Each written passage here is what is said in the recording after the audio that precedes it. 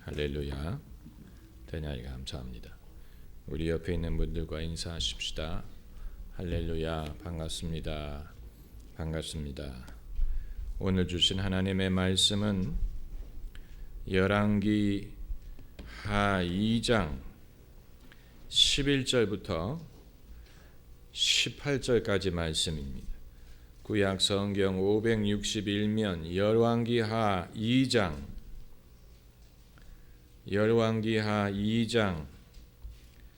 11절에서 18절까지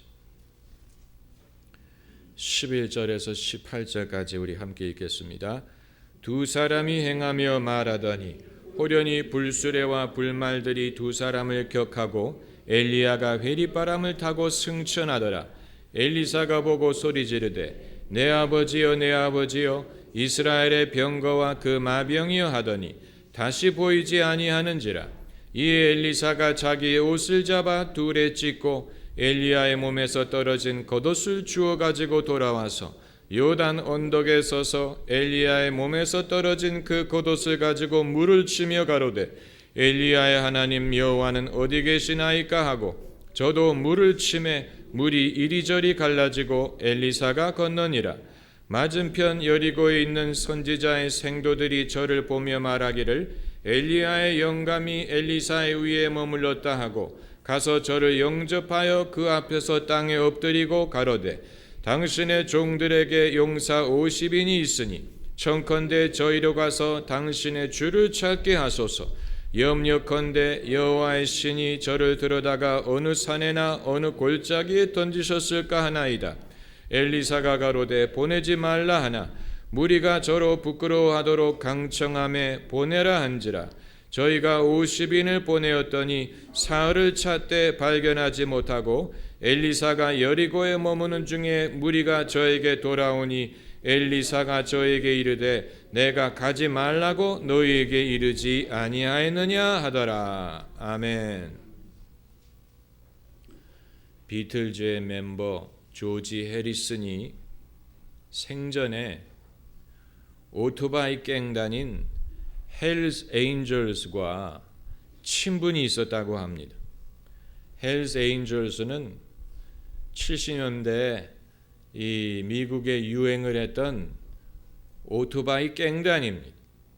몸이 우락부락하고 가죽 옷을 입고 할리 데이비슨 오토바이를 타고 팔에는 문신을 하고 이 남자들은 전부 다 수염을 기르고 이 전부 다 이 굉장히 그 흠상궂은 그런 인상을 가진 사람들이기 때문에 웬만한 사람은 그들과 사귀기를 엄두를 내지 못하는데 조지 해리슨은 비틀즈였기 때문에 그들과 친구가 될 수가 있었습니다. 그래서 조지 해리슨이 그들을 만난 자리에서 지나가는 말로 자네들이 영국에 오면 애플사에 놀러 오라고 말했어요. 애플은 이 아이폰을 만드는 회사가 아니고 비틀즈의 음반을 만들던 음반 회사의 이름입니다. 영국에 오면 들리라고 말했지만 설마 올 것이라고 생각하지 않았는데 정말로 헬스 에인절스가 오토바이를 타고 한 30명이 애플사에 나타났어요.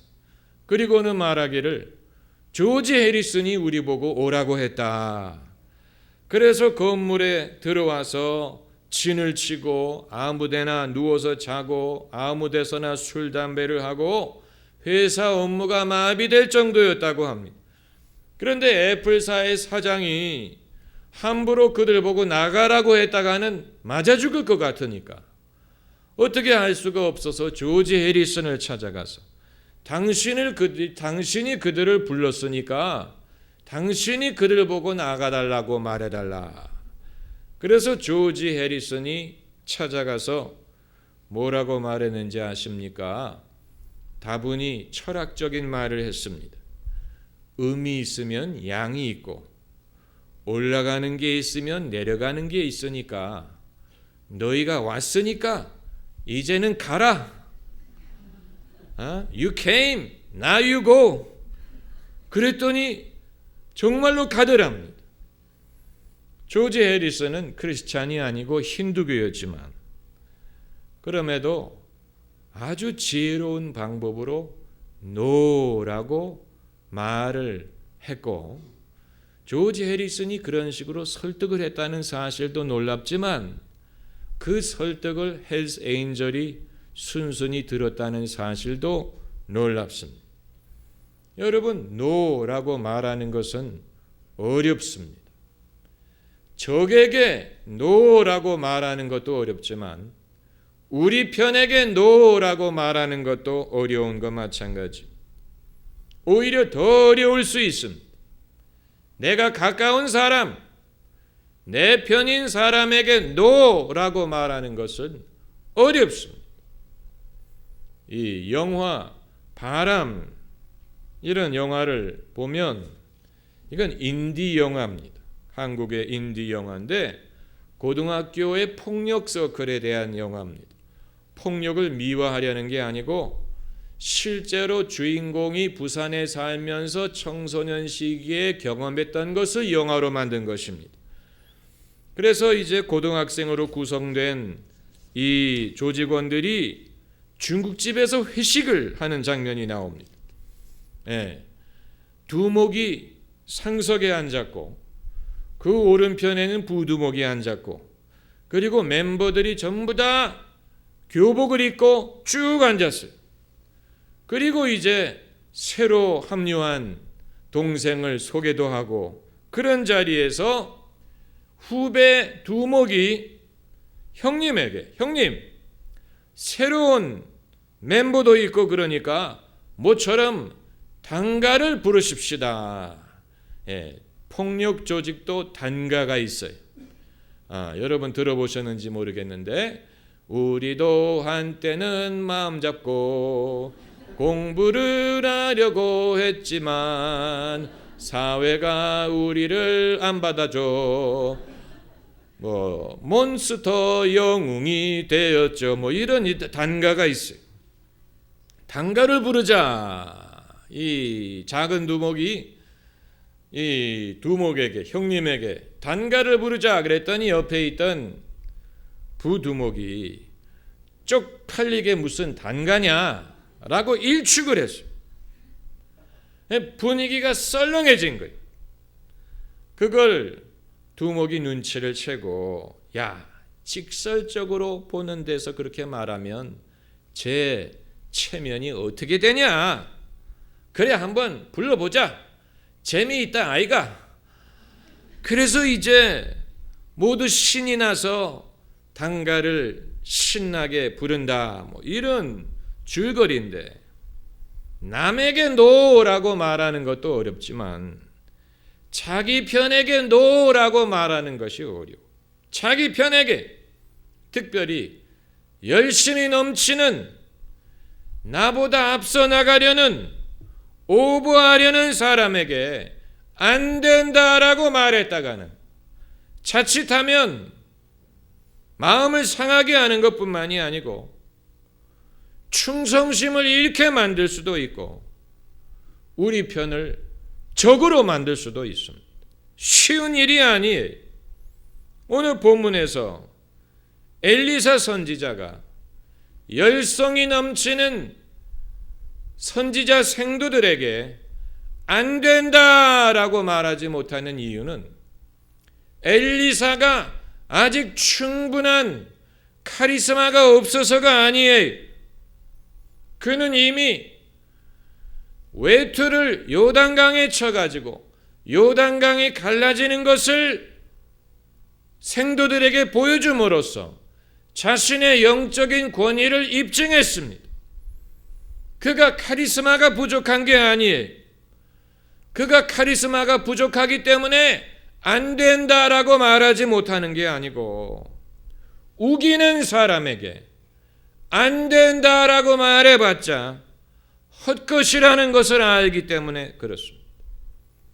오늘 본문에서 하지 말라고 했지만 선지자 생도들이 하나님의 신이 엘리야 선지자를 어느 산이나 골짜기에 떨어뜨렸을 테니까 우리가 가서 찾아보겠습니다. 우기는 것을 엘리사가 만류할 수가 없어요. 만약에 계속 만류했다면 오해를 받았을 것입니다. 선지자 생도들이 아마 마음속에 이렇게 생각했을지 몰라요. 우리 엘리사 선생님은 좀 믿음이 부족해. 좀 적극적이지가 못해. 좀 열심이 부족해. 이런 식으로 엘리사의 의도를 오해했을 것입니다. 그래서 유일한 방법이 뭡니까? 그들이 우기는 대로 해보게 하고 스스로 그게 아니라는 사실을 깨달을 때까지 기다리는 방법밖에 없었어요. 그래서 그 생도들이 사흘 동안 엘리야의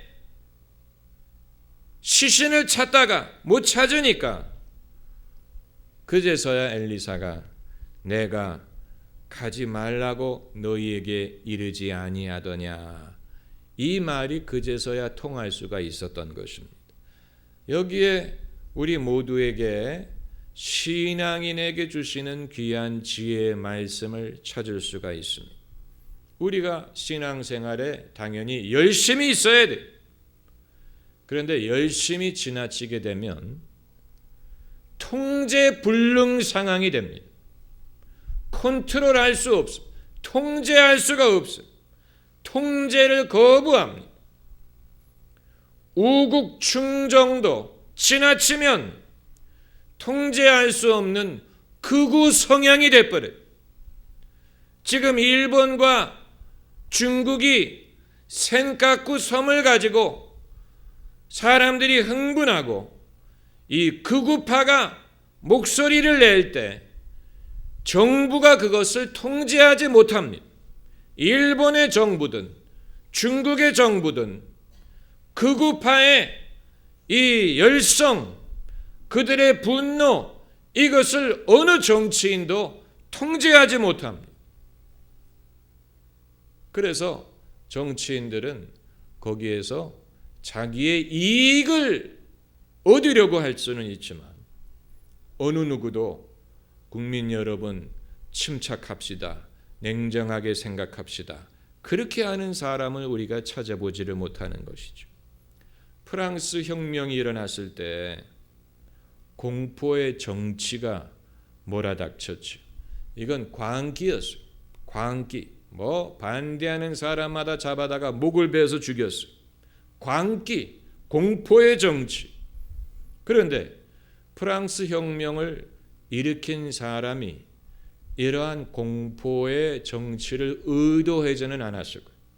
의도하지 않았는데, 그러나 본인들의 의도와는 상관없이 극단적인 방법으로 분위기가 흘러가는, 중국에 문화혁명이 일어났을 때 문화혁명을 시작한 사람은 모택동이지만 그것이 광기로 변한 다음에 과연 모택동이 그것을 통제할 수 있었는지는 의문입니다. 한 사람에 의해서 그것이 시작됐을지 모르지만 통제할 수 없는 광기로 변했을 때는 그것이 중국 역사에 엄청난 이 상처를 끼치게 된 것이지요.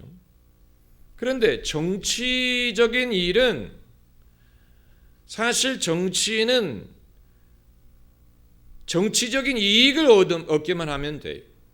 나라에 어떻게 되든 자기의 이익만을 챙기면 되지만 신앙적인 통제되지 않는 광신이 발생했을 때 만약에 지도자가 그걸 방치하고 자기의 이익만을 얻으려고 한다면 그 피해는 교회가 그 피해를 입습니다. 광신이 통제되지 않으면 이단이 되어버립니다. 많은 이단이 그렇게 해서 시작하고 통제되지 않는 광기에 의해서 많은 사람들이 실족합니다. 많은 사람들이 신앙적인 손해를 입습니다. 그렇기 때문에 어떤 목사도 자기의 인기를 위하여, 자기의 어떤 위치를 위하여 사람들의 그런 어떤 통제되지 않는 열심을 이용하려고 하면 안 돼. 네, 통제되지 않는 신앙을 이용해서 자기가 인기를 얻고 사람들 앞에 자기의 위치가 높아지기를 바라는 사람이 있다면 그 사람은 거짓 선지자요, 사꾼이, 그 사람은 참된 그리스도의 종이라고 할 수가 없습니다. 성령의 열매 중에 하나가 절제입니다. 절제. 한번 따라해 보세요. 절제. 우리는 절제라고 하면 무슨 술을 절제한다든가, 감정을 절제한다든가, 무슨 욕망을 절제한다든가, 이런 부정적인 것만을 생각하지만 절제는 모든 것에 해당하는 것입니다. 그래서 예언도 절제해야 되고, 신앙의 뜨거움도 절제해야 되고, 은사도 절제해야 되고, 어떤 경우에는 기도도 절제해야 돼. 어떻게 기도를 절제하느냐? 쉬지 말고 기도하라고 하지 않았느냐? 더 많이 기도하지 않는 것이 문제지, 기도를 절제하지 않는 것이 어떻게 문제가 될 수 있느냐? 정신이 건강하지 않은 사람은 기도 방에만 처박혀 있지 말고 밖으로 나와서 햇볕을 쬐고 사람들 만나고 사람과 대화하고 친구들 만나고 같이 밥도 먹고 학교도 다니고 놀러도 다니고 노래도 부르고 교제도 하고, 이래야 건강한 인간으로 자라날 수가 있지. 그러지 않고 골방에 들어가서 기도만 한다고 사람의 번민이나 사람의 심리적인 문제가 해결되는 것이 아니에요. 그걸 우리가 알아야 돼. 모든 것이 밸런스가 있어야 돼. 사람은 영으로만 구성된 존재가 아니고 사람에게는 몸이 있고 혼이 있고 영이 있는데 이 세 가지가 다 어우러져서 인간을 만드는 것입니다. 그렇기 때문에 우리가 이 세상에 사는 동안에는 영도 잘 돼야 되지만 혼도 건강해야 되고 몸도 건강해야 건강하고 행복하고 경건한 삶을 살 수가 있는 것이지, 몸은 피폐하고 혼은 눌렸는데 영적인 것만 강조한다고 해서 그 사람의 문제가 해결되는 것이 아니에요. 절제가 필요합니다. 은사 얼마나 귀합니까? 그러나 은사도 절제하지 않으면 교회에 덕이 되지 않고 자기 자신의 믿음에도 덕이 되지 않아요. 예언 귀합니다. 그러나 예언이 통제되고 절제되지 않으면 점쟁이가 되든가 거짓 선지자가 되든가 아니면 자기 자신을 미혹시켜. 절제하지 않는 것은 시험에 들어가기 쉽습니다. 예수님이 얼마나 많은 병자들을 고치셨습니까? 그러나 모든 병자를 고치신 건 아니에요. 예수님이 많은 문둥병자를 깨끗게 하셨지만 모든 문둥병자를 찾아다니면서 깨끗게 하신 게 아니에요. 사람들은 예수님이 만병을 고치시는 사람이 되주기를 원했지만 예수님은 그것을 거부하셨어요. 예수님은 병자는 고치셨지만 만병을 고치기 위해서 이 세상에 오신 것은 아니에요. 그것은 하나님의 목적이 아니었어요. 예수님의 목적이 아니었어요. 사람의 목적은 될 수 있었지만 하나님의 목적은 아니었다는 것입니다. 그렇기 때문에 예수님도 절제하셨어요. 어떤 경우에는 더 머물러 달라는 사람들의 요청을 거부하셨어요. 모든 사람이 주님을 찾나이다 라는 요청에 예수님이 거부하시고 떠나가셨어요. 이건 절제를 보여주는 것이죠. 절제하지 않으면 하나님의 뜻을 발견할 수가 없어요.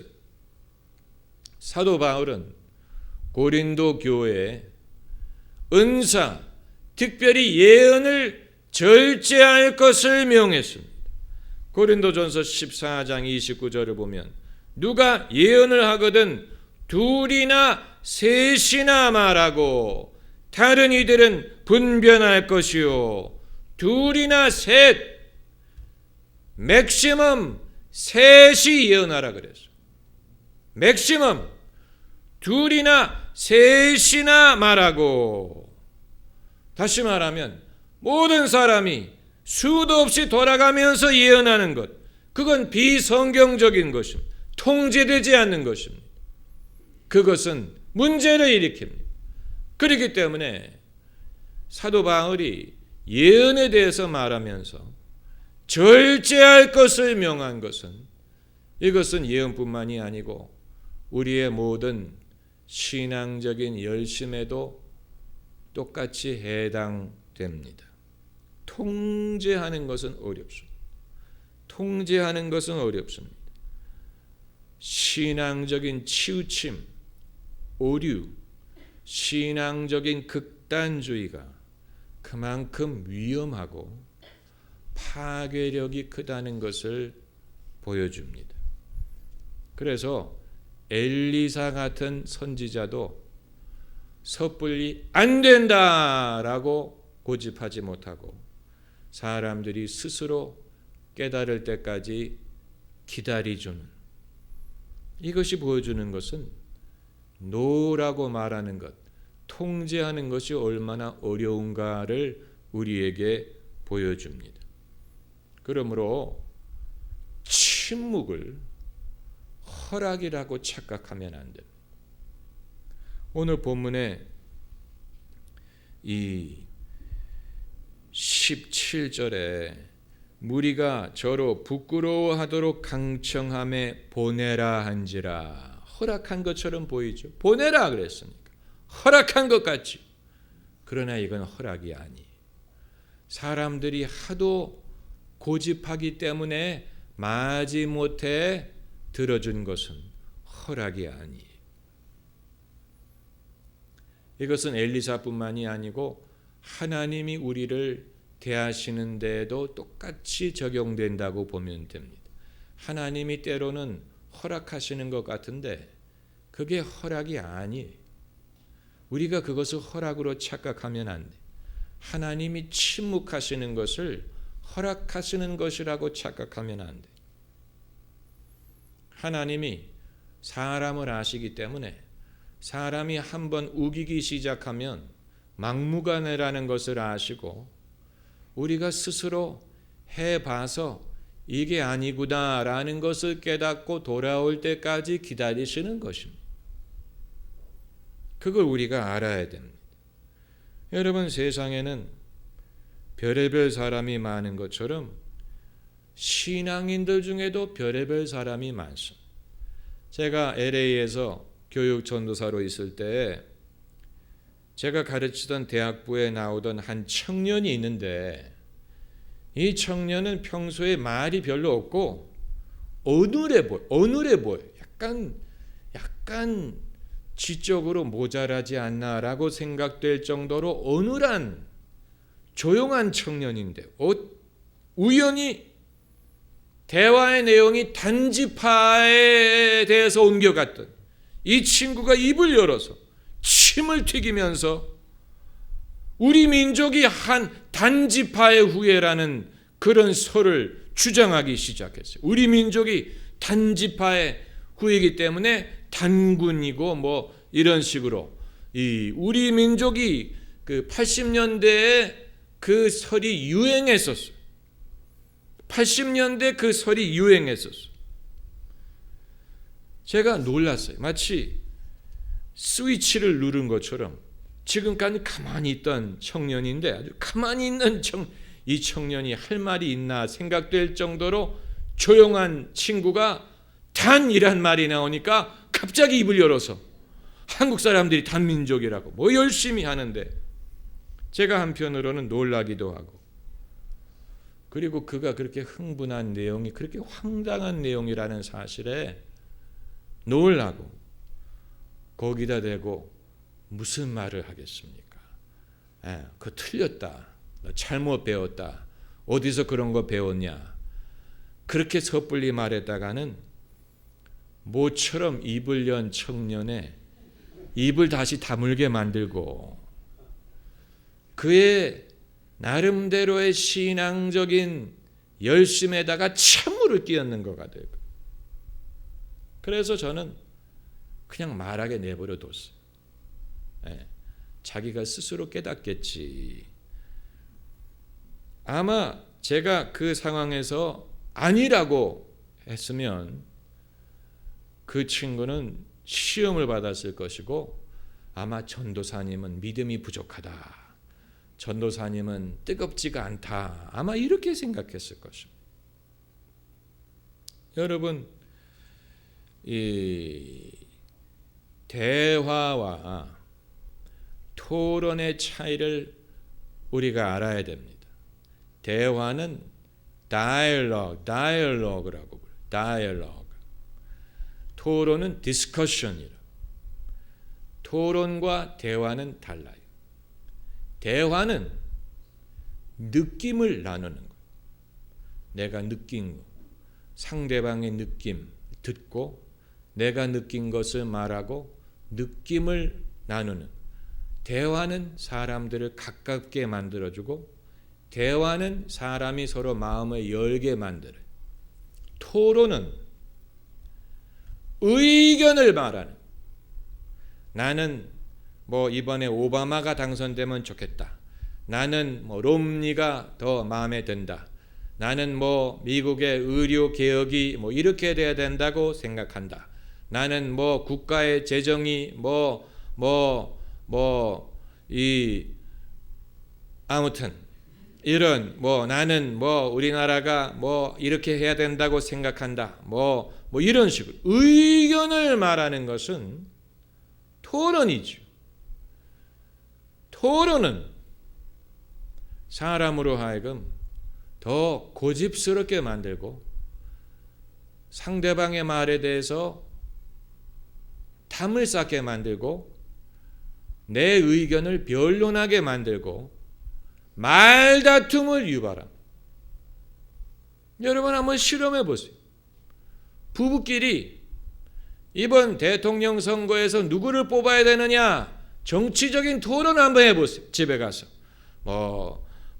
아무개가 어쩌고 내 의견은, 그래가지고 무슨 배우는 게 있는지 한번 찾아보세요. 그래서 어떤 긍정적인 결과가 있는지 한번 찾아보세요. 없고 서로 열받아서 얼굴을 돌리고 침대에 들어갈 겁니다. 신앙에 대한 토론도 마찬가지. 사람들이 신앙에 대해서 토론하지. 한국교회가 이래야 돼, 저래야 돼. 재미는 있어요. 그러나 그것이 사람의 마음을 움직이지는 못해. 대화는 의견을 나누는 게 아니고, 당신이 그렇게 할 때마다 나는 소외감을 느낀다라든가, 나는 당신이 이런 것을 할 때 마음이 즐겁다라든가, 이건 의견이 아니. 이런 말을 할 때는 사람들이 귀담아들어. 그러냐고. 내가 그런 의도가 아니었는데 당신의 마음을 상하게 해서 미안하다. 당신이 그런 것을 좋아하느냐? 앞으로 내가 더 많이 해주마. 이런 식으로 이제 서로 가깝게 만들고, 서로 뭔가 주고받게 만들고, 서로 마음을 열게 만드는 게 대화예요. 토론은 다툼을 낳아요. 정치적인 주제도 그렇고 신앙적인 주제도 그래. 우리가 누구의 마음을 열고 누구의 마음을 어루만지기를 원한다면 신앙에 대해서 말할 때도 대화를 하려고 애를 써야 돼. 의견 말하지 말고 신앙, 나의 신앙, 나의 경험, 나의 믿음, 그리고 상대방의 신앙, 상대방의 질문, 상대방의 고민, 이런 것에 대해서 허물없이 대화를 하면 그것이 서로에게 유익해. 서로에게 그것이 도움이 돼. 그리고 뭔가 그 익스체인지를 통해서 뭔가 하나님의 은혜가 역사하는 것을 경험할 수가 있어. 하나님의 은혜가 위로하고 하나님의 은혜가 나타난 것을 경험할 수가 있어. 엘리사처럼 영적인 능력을 가진 사람도 우기는 사람 앞에서는 침묵해야 될 때가 있었다는 사실을 오늘 우리가 봐야 됩니다. 우리도 성질을 죽이고